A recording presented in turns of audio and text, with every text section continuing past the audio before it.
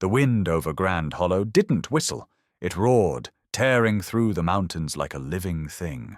Snow churned in the darkness, swallowing the outlines of trees and rocks until everything became a single, endless sheet of white.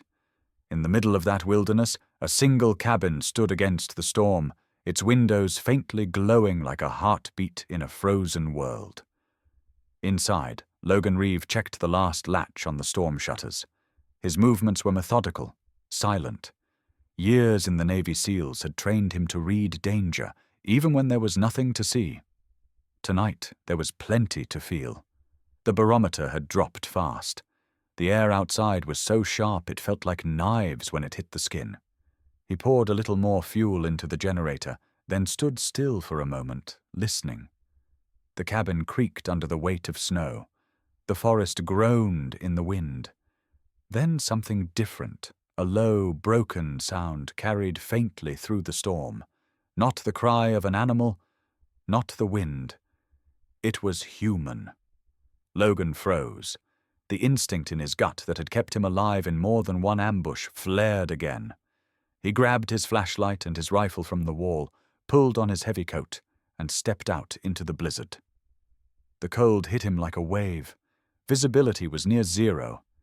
He swept the beam across the drifts, each gust scattering the light like shrapnel. The sound came again, closer this time. A muffled whimper. He moved toward it, each step sinking deep into the snow. His boots filled with ice water, his breath turning into white vapor that vanished as fast as it formed. The flashlight beam caught on something, a shape half buried near the tree line. He moved faster. Not one shape, two. The first was a woman. Her face was pale, lips cracked blue. Her dark hair was stiff with frost. Her hands were bound tightly behind her back, rope cutting into swollen skin. A police badge, half covered in ice, gleamed faintly on her torn jacket. Next to her, a German shepherd lay motionless, its fur clumped with blood and snow. Its legs were tied together, but its body angled protectively toward the woman, as if it had tried to shield her until the last breath. Logan dropped to his knees. "Hey," he said, his voice barely audible in the wind. "You're not dying out here, not tonight." He cut through the ropes with a combat knife, his fingers numb but precise.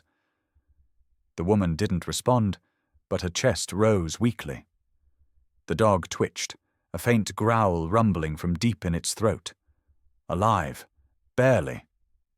He scanned the tree line. The snow whipped sideways, dense enough to hide movement. Nothing but darkness. Then the flashlight caught something pinned to a tree trunk nearby, a scrap of paper stiff with ice. Logan ripped it free and read the jagged letters scrawled in black ink. "Those who don't stay silent freeze." He looked back at the two bodies in the snow. This wasn't an accident. It was a message. Whoever had done this had meant for them to be found, or for their bodies to be found. He had to move. Fast. He shrugged off his coat and wrapped it around the woman's torso. She was light in his arms, frighteningly so. He carried her through the storm, his muscles burning, each breath a fight. When he reached the cabin, he laid her gently on the couch near the fire, then went back out for the dog. The shepherd was heavier, close to 90 pounds, but Logan lifted him with practiced strength. The dog's head lolled against his shoulder, a faint warmth against the bitter cold. Inside, the cabin filled quickly with the smell of wet fur and iron. He set the dog on an old wool blanket beside the hearth and closed the door against the blizzard.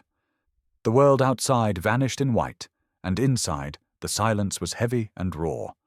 Logan moved quickly, untying the last ropes, checking pulses, assessing injuries. The woman's temperature was dangerously low. Hypothermia. He stripped off her soaked jacket and covered her with thick wool blankets, his hands working fast but gentle. There were bruises on her ribs, a cut across her temple. Whoever had beaten her hadn't stopped at intimidation. He turned to the dog. The shepherd's breathing was shallow. its fur clumped around a graze wound on its flank. Blood had frozen along the edges. He cleaned it with warm water, whispering low, steady words like he was talking to a teammate. "You did good, boy. Hold on." The dog's ear flicked weakly, as if understanding. For a few moments, the only sound was the fire crackling and the storm raging beyond the walls. Logan worked, focus absolute, the same way he had in the field when everything depended on staying calm. He'd wanted peace when he came to these mountains, but peace had found a way to test him. Then, a noise, a creak on the porch, 3 sharp knocks, muffled by the wind. Logan's hand went to his rifle. His pulse slowed, steady as a drumbeat. He moved to the window and peered out. Through the frost on the glass, a figure stood in the snow, hood up, shoulders squared. Not moving. Not lost. He flicked off the light, the cabin plunging into shadow, and waited. Another knock. Firm, confident. The woman on the couch stirred weakly, eyes fluttering open for half a second. Her lips moved, no sound coming out. Then he caught one word, barely a whisper. "Don't. Open." A sharp chill ran through him that had nothing to do with the cold. He stepped back from the door, eyes locked on the shadow outside. The figure shifted, turning slightly, and he saw it. The glint of metal under the coat. A weapon. Logan raised his rifle, aiming through the window, every muscle tight. The intruder leaned forward, pressing something against the glass. It wasn't a gun. It was a badge. A park ranger's badge. The woman outside pulled down her hood, revealing a face framed by wet auburn hair and green eyes bright with urgency. She mouthed 2 words he could read even through the storm. "They're coming." He hesitated, only a moment before unlocking the door. The ranger stumbled in, breathless, snow clinging to her gear. "Logan," she said, her voice tight with fear. "I followed tracks. They're not far. Whoever left them, they're hunting what you just found." He looked at the unconscious woman, the wounded dog, and the storm pressing against the windows. The war he'd left behind had just found his door again. The fire hissed as wet clothes dripped onto the hearthstones. Inside the cabin, the storm was a distant beast, clawing at the windows but unable to get in. Logan sat at the small kitchen table, his rifle within reach, his eyes never straying far from the couch where the woman lay, motionless. She'd been unconscious for hours. Her pulse was stronger now, her skin slowly warming beneath layers of wool blankets. But Logan had seen enough battlefield injuries to know her fight wasn't over. Internal trauma. Hypothermia. The bruises on her ribs spoke of more than a simple mugging. Ghost, the German shepherd, lay close to the fire, his breathing shallow but steady. Logan had cleaned the bullet graze on his side, wrapped it in gauze, and applied antiseptic. The dog had taken it without a sound. Even half-frozen and bleeding, he hadn't growled or flinched, only watched his partner on the couch with a kind of quiet loyalty that clung to the air like smoke. Then the woman stirred. A low groan escaped her lips. Her fingers twitched under the blanket. Logan stood immediately, crossing the room in 2 strides. He knelt beside the couch, staying just out of arm's reach. Her eyes opened. Dark, unfocused at first, they blinked rapidly at the wooden ceiling, the maps on the walls, the soft flicker of firelight. Confusion. Panic. Then survival. She tried to sit up. A sharp cry tore from her throat as her shoulder flared with pain. She collapsed back, gasping. "Easy," Logan said, his voice low and even. "You're safe." Her gaze snapped to him, eyes sharp now, calculating. Fear still there, but behind it, a cop's mind taking inventory, his face, his hands, the rifle leaning against the wall. She looked down at herself. Her uniform was gone, replaced with one of Logan's flannel shirts. Her skin flushed with adrenaline, but her limbs trembled with weakness. Then her eyes found the dog. "Ghost," she whispered. The name hit the air like a crack of thunder. The dog's ears perked. His head lifted. He whimpered, pushing himself upright with effort. His tail thudded once against the rug. She reached out her good hand towards him, fingers shaking. The shepherd limped forward and rested his chin on the couch beside her. Her hand curled into his fur like she was anchoring herself to the world. She closed her eyes. When she opened them again, something had shifted. Less fear. More clarity. "I need water," she rasped. Logan poured a cup of warm water and handed it to her carefully. She took it with trembling hands, sipped, then leaned back. "You were left for dead in the woods?" Logan said. "You and your dog. Someone wanted you both gone." She nodded, swallowing. "My name's Logan Reeve. I found you just past the tree line near my property. You were barely breathing.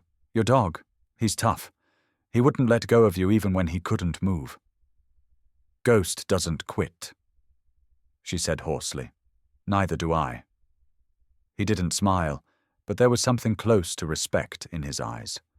She took another sip, then said, "I'm Officer Elena Ward. Or I was. Silver Hollow PD, Detective Division." "Undercover?" He guessed. She hesitated, then nodded.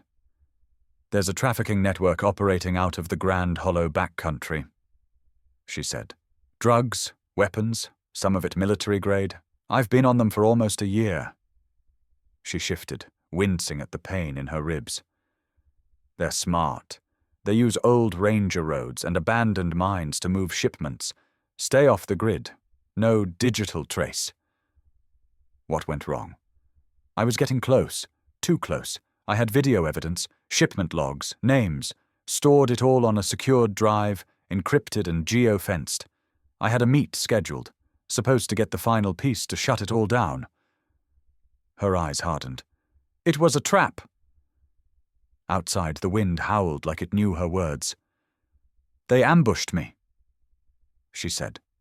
"4 of them. Tactical gear. They moved like ex-military, took my weapon, my phone, beat me until I blacked out. Tied me and Ghost up and left us to die. Whoever they are, they're not just gangsters." Logan leaned back slightly. "Did you recognize any of them?" "No faces, just voices. One of them said something about a leak. Someone inside the department. Someone feeding them my movements." She looked at him directly now. "I don't know who to trust. I don't even know if my precinct knows I'm alive." Logan stood, walked to the counter, and picked up a satellite radio. He keyed it once, but didn't speak. "I don't use phones," he said. "Too easy to track, but there's someone who might help." He keyed in a line and waited. A static click responded. "This is Reeve," he said. "I need eyes, quiet ones." A moment later, a female voice crackled through the speaker. "Jesus, Logan. Is it hunting season or something?" "Not exactly. I've got a problem, a big one." Pause. "Send me coordinates. I'll be there in 30. He clicked off, looked at Elena. "That was May Carter, park ranger. Knows these woods better than anyone. Used to serve with me on backcountry rescue. She won't talk?" Elena's head dropped back against the cushion. Ghost's eyes closed again, his breathing slow but rhythmic. A silence fell between them. Then a question that had been building inside her broke loose. "Why did you help me?" she asked. Logan didn't look at her. He stared out the window, watching snow build up on the glass. "I buried too many good people in the sand," he said. "Didn't want to bury 2 more in the snow." Before she could reply, a knock came at the door. 3 sharp raps, then 1 softer. Logan opened it. May Carter stood on the porch, snow clinging to her ranger jacket, breath visible in the cold. She stepped inside, glanced around, then locked eyes with Elena. What the hell did you get yourself into? She asked. Elena's mouth twitched in a faint smile. Something big, she said, and we're just getting started. Ghost shifted beside the fire, eyes half-lidded but still alert, still guarding. Even now, the war wasn't over, but neither were they. The morning broke cold and pale, the storm finally spent. Outside the cabin, the snow lay heavy and undisturbed, a frozen world blanketed in silence. Inside, the atmosphere had shifted, less survival, more calculation. The kind of quiet that comes before a move is made. Logan poured black coffee into a chipped mug and handed it to Elena, who sat propped against the arm of the couch, her shoulder still immobilized in a makeshift sling. Her eyes were sharper today. She looked like someone who had remembered she was a threat. Ghost lay beside the fire, his body still bandaged, but his ears flicked at every sound. He hadn't taken his eyes off Elena since she'd woken. There was something unshakable about the way he watched her, like if he blinked, she might disappear. May sat at the table, flipping through a dog-eared notebook filled with field notes and hand-sketched trail maps. "You've been quiet," Elena said, looking at Logan. He didn't glance up. Waiting. For what? For the part where this all stops making sense. It didn't come. Instead, Ghost lifted his head and gave a low chuff, his nose twitching. He stood, wincing slightly, and limped to the cabin door. He sniffed along the baseboard, then looked back at Elena. "What is it?" she asked. Ghost turned in a tight circle, then barked once, short, urgent. Logan grabbed his coat. Something's got his attention. They stepped outside into the brittle air. Ghost padded ahead, slow but determined, moving past the porch and around the side of the cabin to where firewood was stacked beneath a tarp. He began to dig. His movements were focused, relentless, ignoring the pain in his flank. Paws kicked up snow and bark chips, then clawed at the frozen soil beneath. Logan stepped closer. "Ghost!" Elena called gently. "What is it, boy?" The shepherd gave a short growl and dug harder. Then he stopped, nosed something, and looked back at them with a short, high whine. Logan crouched and brushed away the snow. His hand struck something rigid. He pulled it free, a small black nylon pouch, stiff with frost and dirt. Not big, maybe the size of a paperback, but heavy. Sealed tight. Back inside, the pouch sat on the kitchen table like it was ticking. Logan opened it carefully. Inside, a waterproof case. Inside that, 2 SIM cards, a micro, USB drive, and a folded piece of cloth, stained and partially burned. Elena stared at it like she'd just seen a ghost. "That's mine," she whispered. "That's my off-grid kit, my fail-safe." She picked up the USB with her good hand, her fingers trembling slightly. "They must have thought they'd destroyed it when they dumped us. Must have fallen out of my gear and gotten buried." "You encrypted it?" May asked. "Tight," Elena said. "Military grade. But I know the sequence." Logan handed her a rugged laptop from a weatherproof gear case by the door. It took her a few tries, the sling making typing slow, but then the screen lit up and the drive opened. The files were labeled in code, but Elena moved through them with ease. She clicked open a folder named Clay Route and opened a topographical map. May stood behind her, scanning the highlighted trails and waypoints. "That," Elena said, pointing, "is the old mining corridor outside the Northwest Ridge. Last month, I tracked a convoy of unmarked vehicles using that trail.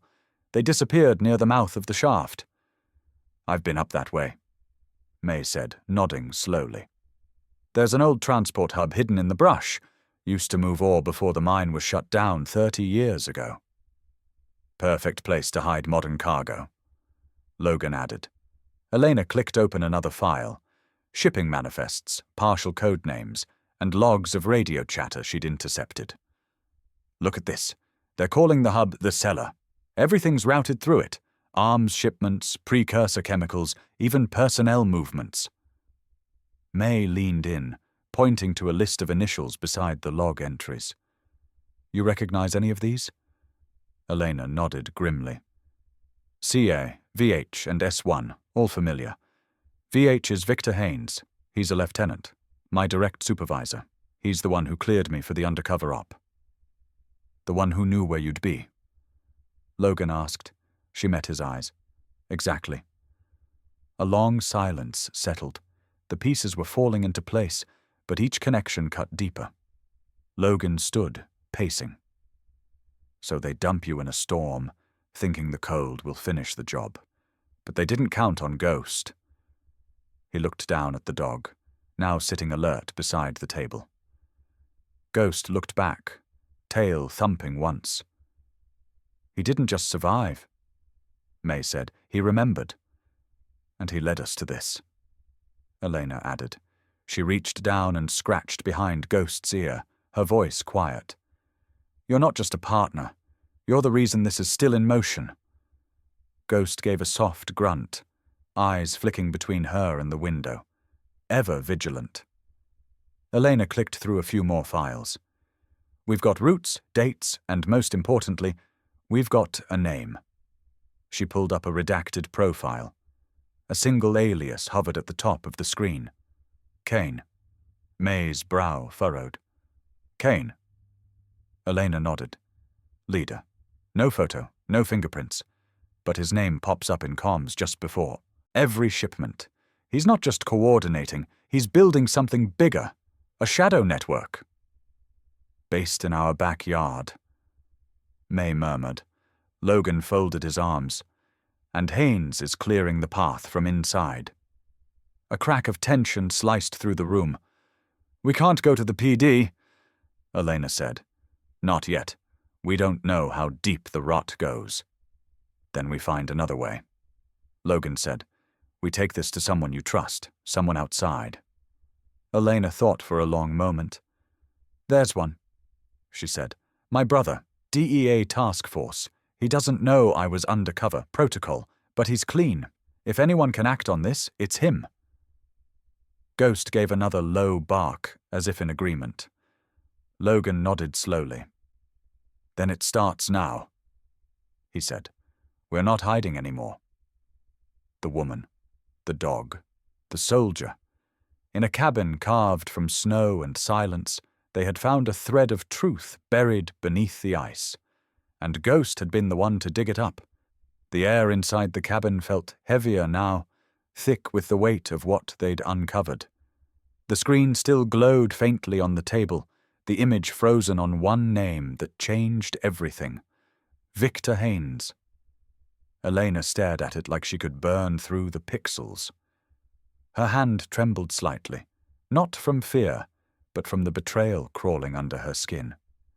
The man who had recruited her, who had vouched for her in front of internal affairs, who used to call her kiddo when she worked double shifts, had sold her out. Logan leaned against the window frame, scanning the tree line beyond the glass. So your boss runs both sides of the law, he said. That explains why this operation's invisible. May stood by the stove, arms folded. I've seen corruption before. But this? She shook her head. He's using police channels to move weapons. That's not just dirty, that's organized. Elena closed the laptop and sat back, eyes distant. He must have known I was getting close. He set the ambush himself. Outside, the wind pushed through the pines, making them groan like the forest was warning them to stay quiet. Logan watched her silently. He'd seen that look before, soldiers learning that the real enemy wasn't across the ocean, but sitting at the same table. Elena finally spoke, voice low. He once told me there were two kinds of cops, those who serve and those who survive. I didn't realize he'd stopped being the first. Logan said nothing. He didn't have to. The silence between them said enough. Ghost shifted from his spot by the door, ears twitching. The shepherd walked to Elena's side, resting his head on her knee. She looked down, running her hand through his fur. The motion steadied her breathing. "He saved my life twice," she said softly. "Once in an alley, once in that snow. Haynes ordered us to go in alone both times." She met Logan's eyes. He knew. The word hung in the room like a blade. May broke the silence. "If Haynes is working for whoever Kane is, then he's not done. He'll want confirmation you're dead." Elena nodded. "He'll cover his tracks, delete the case file, wipe my badge ID, make sure no one ever asks what happened to me." "Then we don't give him that chance," Logan said. "We go after proof before he buries it." Elena frowned. "We can't go through official channels. He controls the system. Any signal we send could lead them straight here." Logan's tone hardened. "Then we work off the grid. I've got surveillance gear, cameras, and a few favors owed." May grabbed her jacket. "And I know where to start." She unfolded one of her ranger maps on the table, pointing to a shaded section near the river fork. "This ridge here, Copper Hollow. There's a communications relay tower the department shares with the sheriff's office. If Haynes is coordinating shipments, he's logging encrypted data through that relay." Elena studied the map. "If we access it, we can trace the data route and confirm his connection to Kane." Logan nodded slowly. "We go at night. Fewer eyes." "2 of you," May corrected. "I'll cover the perimeter." The plan formed quickly, the kind of silent coordination that came from shared instinct. Ghost watched them all, tail flicking once, then walked to the door. He looked back at Elena as if asking for orders. She smiled faintly. "You're coming too, partner." By dusk, the cabin was a shadow behind them. They moved through the woods like ghosts themselves, quiet, deliberate, every sound amplified by the stillness. Ghost stayed ahead, nose low, paws silent against the frozen ground. As they approached the ridge, the faint red blink of the tower appeared through the trees. Logan raised his hand, signaling stop. He crouched, scanning with binoculars. 2 vehicles were parked at the base. A generator hummed softly. "Maintenance crew?" May whispered through the comm. Logan shook his head. "Not in this weather." They circled wide, approaching from the blind side. Ghost froze suddenly, muscles taut. He growled, low and sharp. Logan dropped to a knee, rifle ready. Then he heard it, the click of a safety. Voices, close. A flashlight beam cut through the dark, sweeping across the snow. 2 men in tactical vests stood near the generator, one smoking, one on a radio. Their patches bore the Silver Hollow PD emblem. Elena's stomach turned. "Haynes's men." Logan's voice was a whisper. "We take them silent." They waited for the wind to gust, covering their movement. Logan slipped behind the first man, striking with precise force, knocking him cold before the cigarette hit the ground.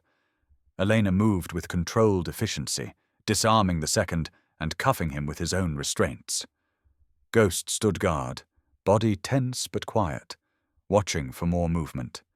Inside the relay station, monitors flickered with encrypted data streams. Elena's hands moved quickly over the keyboard. "He's rerouting dispatch logs, intercepting DEA communications, and masking outgoing calls.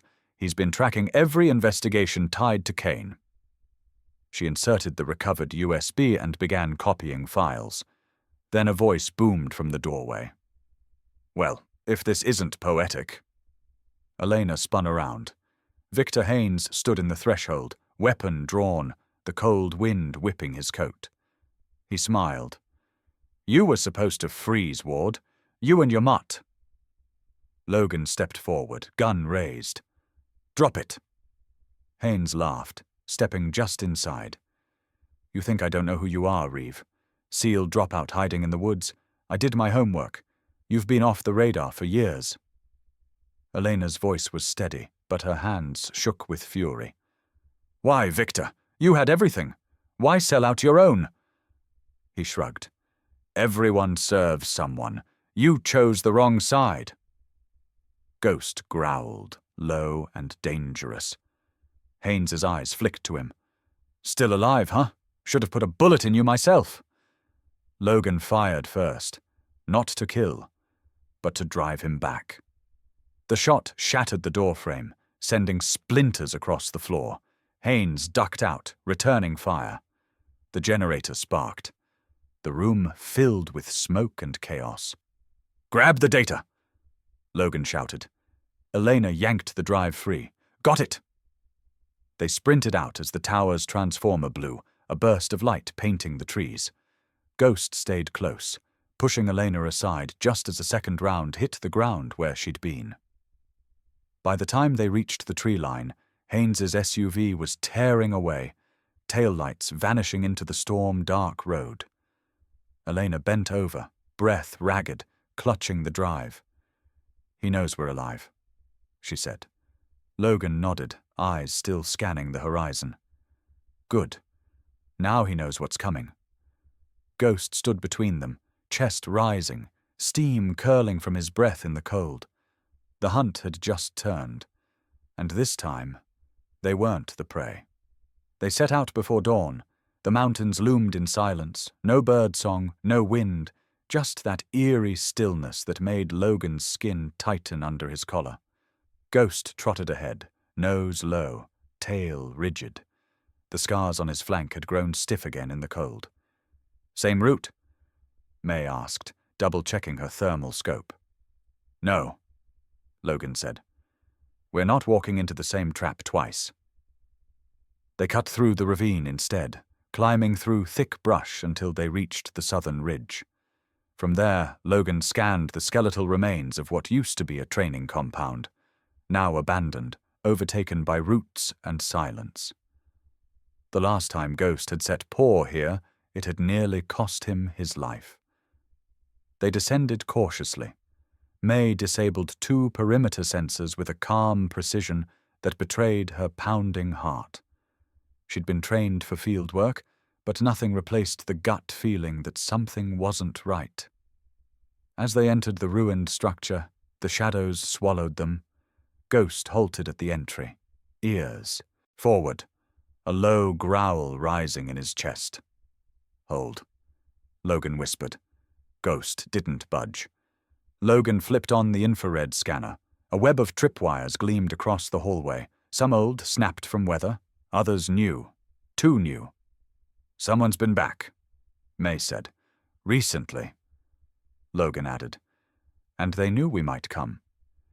They stepped over wires, inch by inch. Ghost led them to a collapsed locker room, then suddenly froze, nose pressed to the cracked tile. Logan crouched beside him, brushing away years of dust to reveal a dark, rusted stain. Blood. Old, but not forgotten. May scanned the floor. "There's a tunnel." It was barely wider than a man's shoulders, hidden behind the shattered sink. The air inside reeked of gasoline and something chemical. Ghost refused to go further. "Too dangerous," Logan muttered. "Let me—" But Ghost growled sharply, stepping in front of him. It wasn't just instinct, it was memory. The last time Logan had ignored that growl, Ghost had been blown clear across the compound. Logan froze. Something clicked. "Back up! Now!" They pulled back just as May's scanner caught the shimmer. Not just booby traps. Fresh rigging. Plastic explosives strung above the entrance. "Booby-trapped post-mortem," May whispered. "No," Logan said. "Protected. Someone's using this as a hub. A live one." May dropped to one knee, fingers flying over the small field device clipped to her vest. "Confirmed. There's movement below. Infrared pings, heat signatures, 1 big, 2 smaller, cargo crates, and—" She paused. "Automated turrets, underground. A drug transfer site. Possibly weapons. That was why no intel came out. The people who entered didn't leave." "We're not equipped for this," Logan said. "And if they're stockpiling inside?" May asked. We walk away? Ghost gave a soft whine, tail rigid, nose pointed toward a metal crate half buried in the corner of the room. Wait, Logan murmured. He smells something. Logan followed Ghost, staying low. Behind the crate, hidden beneath a false floorboard, was a black duffel. Logan opened it carefully. Inside, labeled vials, field trauma gear, satellite uplink tags, all marked USMC MWD Unit 42. His old unit. They weren't just using the base, they had access to his past. Suddenly, a distant thud echoed from below, not from them. Movement. Ghost's hackles rose. The faintest scent of diesel and sweat drifted up through the tunnel. Someone was coming back. We have to go, May hissed. Now! They moved fast, retracing every step. Logan carried the duffel. Ghost took point. Just as they reached the ridge, a low, whirring sound broke the quiet, the turret system activating inside. They dove behind a fallen tree. A moment later, a burst of machine gun fire shredded the hallway where they'd just been. Holy hell! May breathed. That thing's armed for war. Logan looked at Ghost. You saved us again, didn't you? Ghost didn't respond, only stared back at the compound. But Logan understood. This wasn't over. They now knew two things. One, the ambush on Ghost wasn't random. Two, someone had turned a forgotten base into a deadly fortress. And Ghost had remembered all of it. He wasn't just surviving, he was hunting. Ghost's nose twitched the moment they stepped into the abandoned ranger station. Dust covered everything, yet the old radio console showed signs of recent tampering, wires slightly bent, a USB port with fresh scratches. Logan stepped back to let the German shepherd work. Within seconds, Ghost pawed at the corner of the filing cabinet, letting out a low, deliberate growl. There, Elena muttered, already pulling out the drawer. Hidden behind old manuals was a microchip sealed in foil tape. Logan examined it under the flashlight. A chip, barely larger than a fingernail. Looks military, could be encrypted. Elena took it with a nod. We need May. Back at the lodge, May plugged the chip into her rig. Her fingers moved across the keyboard like lightning. Layers of security peeled back one by one until a screen filled with what looked like a shipping manifest, coded times, coordinates, cargo IDs. But one line blinked red, a scheduled delivery to a location labeled Black Ridge in just 36 hours. That's the next drop, May said, and it's close. Logan leaned in. One road in. If we set it up right, they won't see it coming. Elena's eyes narrowed. Let's give them a reason to reroute. May smirked. Already on it. They crafted a forged message using a burner sim, posing as a panicked runner from the smuggling ring. It read, Compromised, State Patrol sniffing around, shift to Ridgeback Valley, one way in, low drone coverage. They bounced the message through ghosted cell towers and injected it into a relay tower used by the cartel's scouts. Now they waited. By sunset the next day, they spotted the first movement, an old Chevy van crawling along the mountain road toward Ridgeback. A second truck followed, and behind it, two dirt bikes riding flank. Logan, Elena, and Ghost crouched in the overgrowth near the bend. May, positioned on a ridge with her drone and radio scanner, tracked their every move. The valley was narrow, surrounded by steep rock and pine. One exit, forward. Exactly what they needed. When the convoy hit the pressure strip buried under the dirt, a soft click triggered the flare trap. Bright orange smoke hissed up, confusing the drivers. Ghost shot forward on cue, barking sharply as Elena and Logan emerged from cover, armed but not reckless. The convoy slammed to a stop. Dirt bikes tried to turn but couldn't in time. The net trap, anchored to pines, snapped upward and pulled them clean off their seats. Gunfire broke out. One of the guards from the truck grabbed an AR-15 and sprayed into the trees. Ghost didn't hesitate. He lunged low and fast, catching the man's wrist before the second shot. The weapon clattered to the ground. Logan was there in seconds, zip-tying the man while Elena disarmed another. May's voice came through the earpiece. 3 more incoming from the ridge. They doubled back. Watch your left. Before they could reposition, a black SUV crested the ridge. And then, something unexpected. From inside stepped the last person Logan ever thought he'd see again. Captain Julian Monroe, dishonorably discharged 5 years ago for smuggling arms during the border operation in Sierra Vista. But alive. And very much back in play. Logan froze for half a second. "Easy there, Ward," Monroe called out, hands lifted mockingly. "Guess we've both upgraded our teams." Ghost let out a snarl that sounded almost human. Elena's voice dropped. "That's the man who sold us out in Vista." Logan nodded. "Yeah, and now he's running the damn show." May whispered urgently through the comms. "I'm tapping into his SUV's nav. There's more than drugs in that manifest. They're moving something labeled K-spec, high clearance. Could be bioweapons." Julian smirked. "We're not so different, Logan. You walk dogs, I walk markets." "You're done," Logan said flatly. Julian laughed. "You can't stop what's already moving." Ghost took a single step forward, lips curled, eyes locked onto Monroe's every move. And then above them, helicopter blades. The cartel had backup on standby. "Move!" Logan shouted. "Split!" But not before Ghost lunged again, this time not to attack, but to knock Logan down just as a bullet cracked past where his head had been. It missed. Barely. The valley exploded in chaos. Smoke bombs, flashbangs, radio static screamed.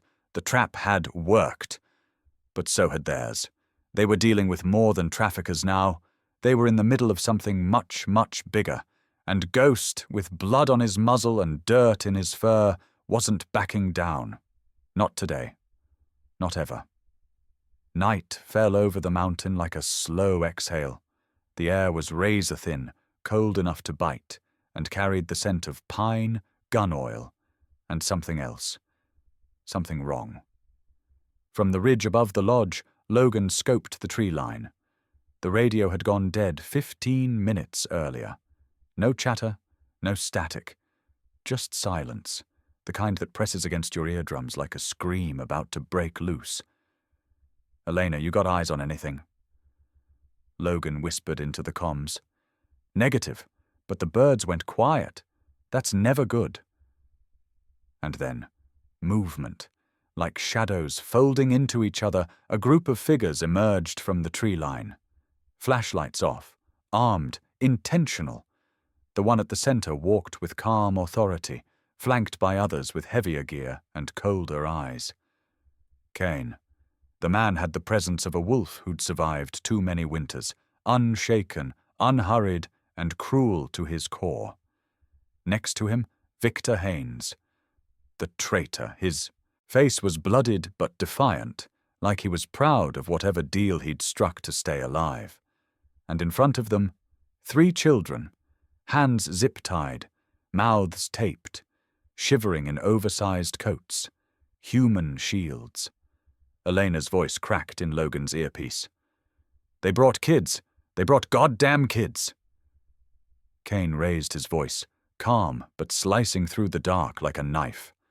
"Logan Ward, you got something of mine, and I got something you care about."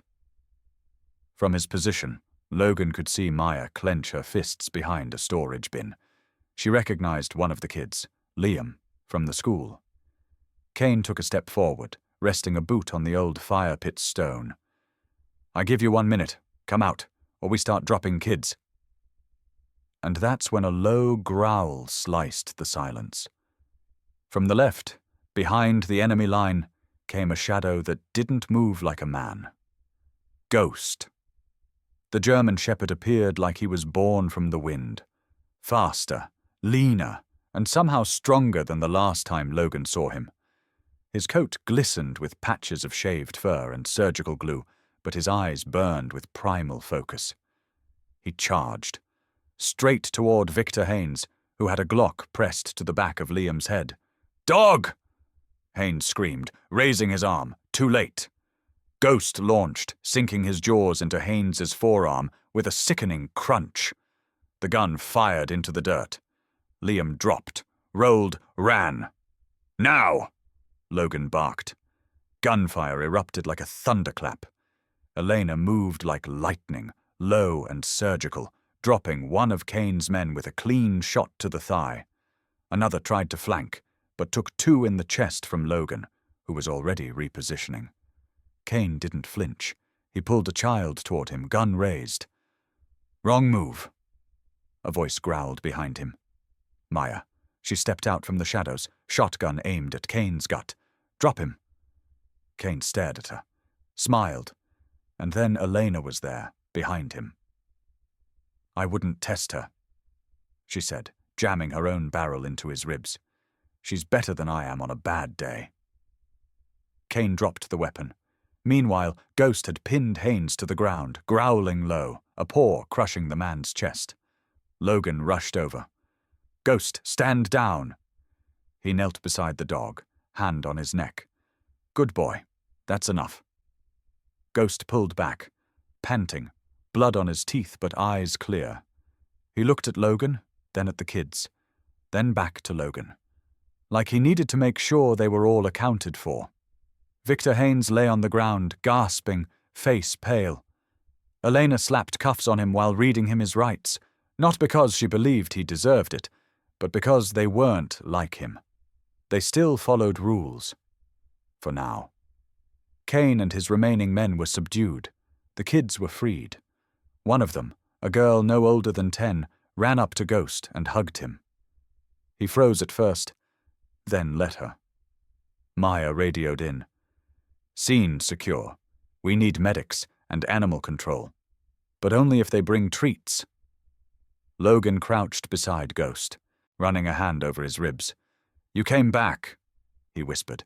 "Damn dog, you always come back." Elena looked over. "You knew?" Logan nodded. May brought him, quietly, just in case. She said he'd find his way back when it mattered. Ghost didn't bark. He didn't growl. He just laid down in the snow, finally resting, for now. But his eyes stayed open, still guarding. The takedown wasn't cinematic. No gunfire echoing through the pines, no dramatic chase. Just a sudden, quiet collapse of power. At 3:47 a.m., a DEA strike team moved in, guided by coordinates from the encrypted SIM and surveillance pulled from the confiscated USB. Haynes, weary but resolute, sat across from the lead agents, his voice even as he recounted the trafficking network's roots, the laundering system, and the corruption that had spread through the county's underbelly like rot beneath bark. When they asked him why he was turning on them now, Haynes just said, "Because the dog should have died," but didn't. Elena stood in the back of the operations trailer as news of the arrests streamed in. They got the ringleader, Jesse Branton, an ex-cop turned fixer who used his badge to clear shipments up north. His farmhouse, buried in snow, had a hidden basement full of weapons, documents, and evidence that sang like a confession. Game over. But while Silver Hollow buzzed with sirens, press vans, and celebratory handshakes, Logan was already packing his things. He didn't want medals, didn't want reporters camping on the ridge, didn't want to talk about what he had seen in that frozen clearing with the bodies half buried and the dog nearly gone. Ghost lay on a patchwork quilt in the cabin, still recovering. His bandaged leg was healing, though a limp might stay. But the fire in his eyes, the one Logan thought was extinguished in Kandahar, burned brighter than ever now. He had saved a life. Not just Elena's. Logan's, too. A week later, Silver Hollow hosted a town hall. No politics, no banners, just wooden benches and coffee and paper cups. Elena, now reinstated as deputy and given full command of the Ridge Patrol Division, stood at the podium. Her voice was steady. "There are stories we'll never fully understand, But there's one we owe everything to. She turned to Ghost, sitting beside Logan in the back. The entire hall stood. Applause thundered. Someone whistled. Ghost's ears perked, then flattened again, as if unsure why he was being honored. Logan gave him a scratch behind the ear. You didn't do it for applause, huh, boy? Outside, the snow began to melt in streaks across the roofs. Mayor Tessa May, who'd once only seen Ghost as a risk, approached Logan with a folded letter and a quiet nod. The Ridge Wildlife Preserve needs a new manager, she said. Someone who knows the land. Someone the people trust. Logan started to shake his head, but Elena raised her eyebrows. You built trails no one else could see. You survived where no one else would have. This place doesn't need a ranger. It needs a guardian. He accepted, on one condition. No press, no plaque, and the dog goes where I go. She smiled. He already runs the place. In the weeks that followed, Ghost's image began showing up on murals, badges, and even the Silver Hollow rescue vehicle. A photo of him, standing proud in front of the ridge, medal hanging from his collar, became the cover of the town's newsletter. From combat to cabin, Ghost finds a new mission. But Logan knew the truth. That medal didn't represent a mission. It was redemption. For a dog who was thrown into war before he could bark, for a man who stopped believing in home, and for a mountain that somehow pulled them both back from the edge. That spring, the trail to the cabin was cleared. Kids came to see Ghost like he was a myth. Elderly veterans left tokens at the gate, a coin, a patch, sometimes just a hand on the fence and a whispered, "Thank you." Ghost never barked. He simply watched, still, quiet, alive, and guarding. The banners flapped softly in the mountain breeze, healing through loyalty. Annual Canine PTSD retreat. Beneath them, former soldiers gathered in a clearing carved out of pine and memory. Folding chairs were arranged in a semicircle, but many simply stood, leaning on walking sticks, prosthetics, or each other. Some held their canine partners by the leash. Others had trembling hands with no leash to hold, yet still came. Elena adjusted the mic, standing beside a large photo display of Ghost. One frame held the iconic shot. Ghost atop the rubble. Eyes locked on something no one else could see. Coat dusted in ash. Ears alert. The photo had gone viral months earlier, shared by news outlets, veteran groups, and dog lovers across the country. Elena cleared her throat. I thought today would be hard, but it turns out it's the easiest thing in the world to talk about a soul like his. She paused, scanning the crowd, locking eyes with no one and everyone. You've all heard parts of the story by now, but let me tell you what it really means when we say Ghost saved this town. It wasn't just the bones he uncovered. It wasn't just the conspiracy or the trial. It was what came after. She glanced at Logan, who stood at the edge of the field, arms crossed, sunglasses hiding something heavier than glare. Ghost's old collar hung from his belt loop like a quiet badge of honor. May stepped forward then, her cane tapping rhythmically on the wooden stage. Her voice, though aged, cut through the mountain air like a sermon. Most dogs, she said, chase balls or bark at shadows. But this one, he chased the truth, dug for it like it was bone deep. And in doing that, he didn't just save lives, he gave us back a reason to believe. Silence. Then, one by one, the veterans began sharing. A tall black man named Reggie lifted his sleeve, revealing a burn scar and a tattoo of his canine, Tuck. I hadn't spoken in a year after the fire, he said, voice cracking. But that damn mutt made me laugh in my sleep. Ghost's story reminded me that maybe I'm still worth the air I'm breathing.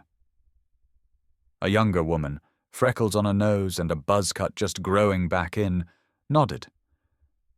I used to think I was broken. Now I think maybe I'm just healing slower, like Ghost. He didn't stop limping, but he never stopped moving either.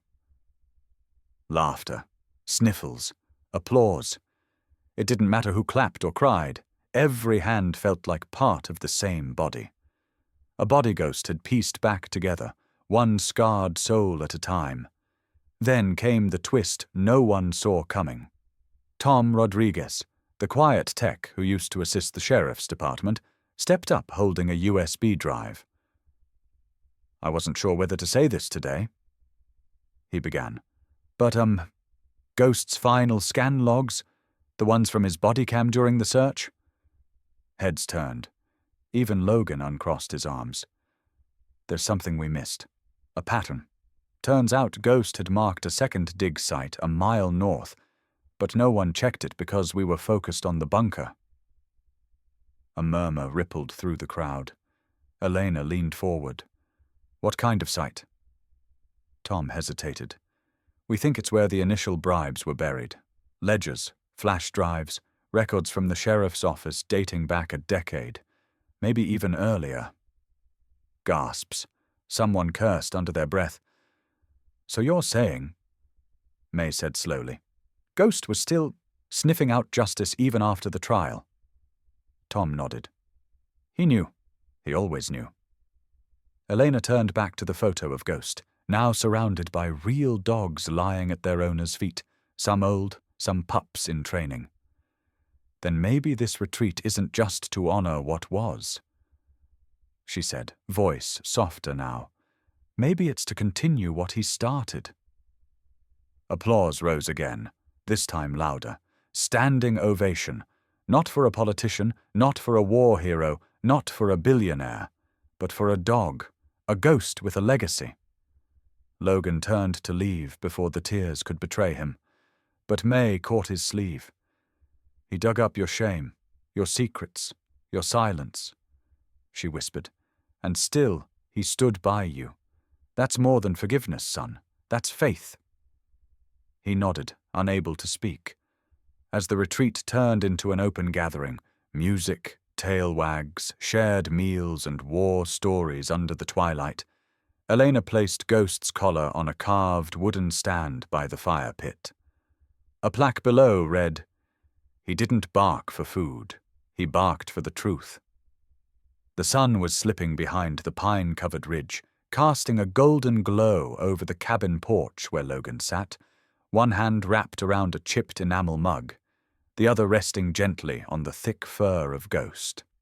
The German shepherd lay close by, alert as ever, though his eyes carried a soft, almost sacred calm. The world had changed. So had they.